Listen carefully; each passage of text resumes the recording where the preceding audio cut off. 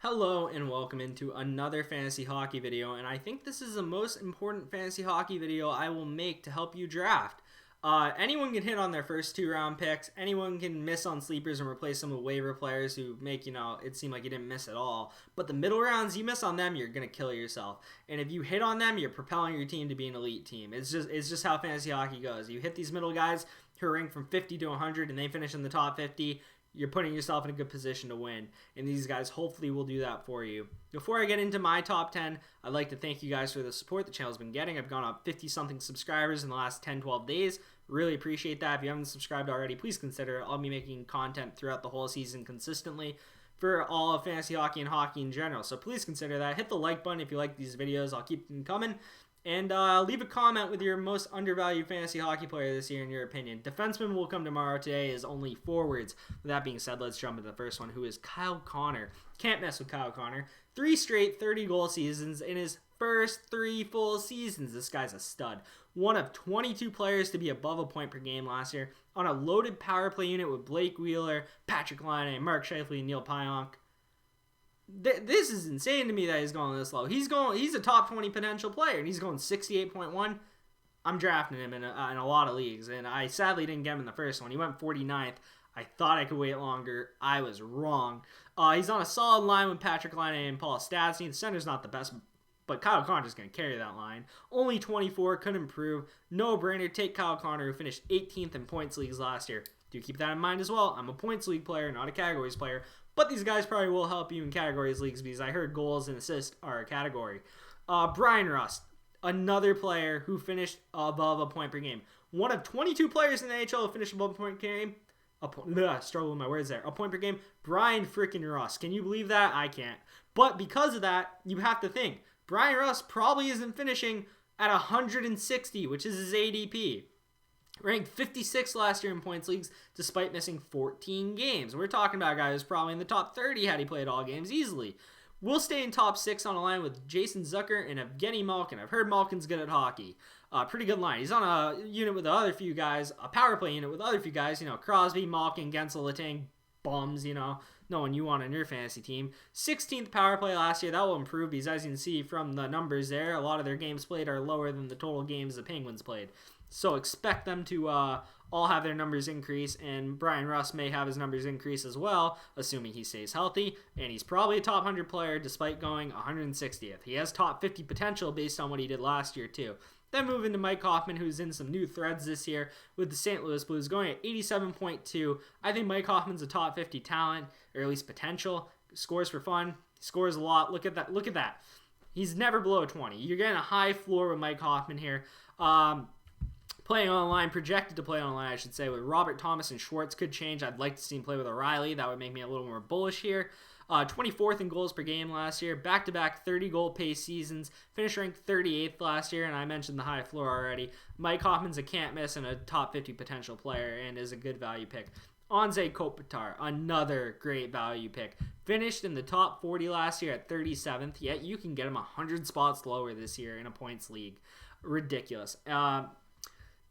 33, so people are probably projecting the fall off, which I don't see yet with Anze Kopitar. There's no reason to just assume he's going to, die or something, and even if he does, he's probably not finishing 100 spots lower than he did last year.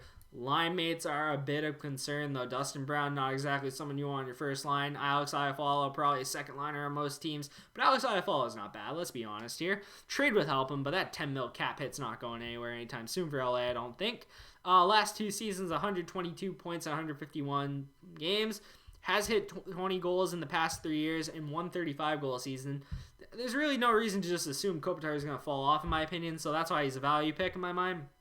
I think he's a top 100 player minimum and a good value pick because he's going 36.8 spot or 36.4 spots after that. Stumbling over my words here. I don't really edit videos, so I gotta be pretty clean. But 72.6 ADP for Ryan Nugent-Hopkins. There's really only 3 things to say here. Plays with McDavid. Plays with McDavid and Draisaitl on power play. Finished 39th ranked last year. Why wouldn't he be top 50 this year? He's a talented player in his own right, and he plays with 2 of the most talented players in the league frequently and in good situations. 72.7, sign me up. He's a top 50 player. Book it. Tatar. Thomas Tatar, another absurdly low-ranked player for what he did last year. Tatar last year ranked 46th and is probably a top 50 potential player this year as well, despite going on average 100 spots less. 154.1 is his ADPs. Montreal's leading scorer from last year is going to be on the first power play, is going to be on the first line, and Montreal's getting better around him. Toffoli, Josh Anderson. These are pieces that make your team better and make Montreal a better team. So Thomas Tatar is in his prime and is getting a team that is improving around him. Why wouldn't I think he could possibly finish higher, let alone 154? What is that? That makes no sense to me. Someone explain that in the comments, because I don't think you could. Why I should expect Thomas Tatar to not at least be a top 100 player, let alone I'm up here saying he could be top 50 in your points league. Yet they're trying to put him at 154 here. I don't know, maybe he's a terrible categories guy, but like still the points, man. The points. We then move into some guys. If you're good at managing, you should take these guys.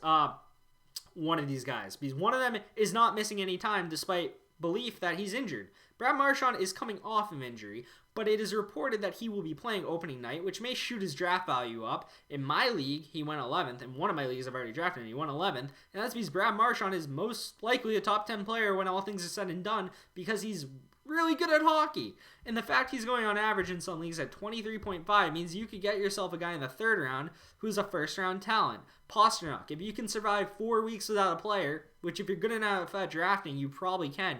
In the fifth round, you're getting a first-round talent there as well. So you're getting two guys here who, because of, I'm worried he's going to miss 4 weeks. I don't want one of my top players to not play at the beginning. Well, guess what? Pasternak's probably going to be playing and be very healthy when the playoffs come out for your fantasy hockey league, and you're going to want Pastrnak on your team. And if you run up against a guy who has Pastrnak, he probably also has McDavid, Matthews, Eichel, or one of those other guys up there who is in the same tier as Pastrnak, and you'll be regretting it. You should definitely try to reach on Pastrnak, because people will, and you'll regret not doing it.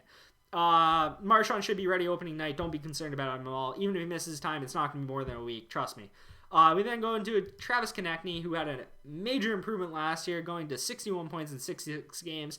And, I don't expect him to take a step back here, and he ranked 41st last year, and they have him ranked at 86.5 here. I have no reason to believe Konechny will take a step back at all. You shouldn't either. Could be on the first power play unit. Wouldn't shock me. He's improving. He's a very good offensive talent, as proven by his 3 straight. Look at that. That's pretty clean. I didn't notice that. 24, 24, 24. Those are his goal totals the last 3 seasons. Assist total went up. Probably should be on their power play one. Hopefully he will be, because that could raise his value even more.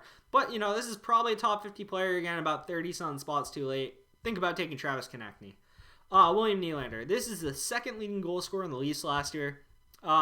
Ranked, where did he rank last year? 50th last year. I have no reason to think he's going to rank lower than that this year. And even if he does, he's at 84.8, so he's not going to be lower than that in points leagues. No way. Plays on John Tavares' line. Pretty good player. He could improve his game more. This guy is in his low 20s. 18th best goals per game in the league last year. I mean, William Nylander, you don't think William Nylander would be like sniper, but his goal totals tell you otherwise. On a loaded power play with Matthews, Marner, Tavares, and Riley. And, I just think this is a can't-miss pick out where he's going on average. In my league, I should probably read all of these. In my league, I'm going to read it for all 10 players, that is. Kyle Connor went 49th. Great value. Brian Russ, 131. Definitely going to outperform that. Hoffman, 89. He's going to outperform that. Kopitar, 91. Probably on value where he should be going in most leagues, in my opinion. Ryan Nugent-Hopkins, 66.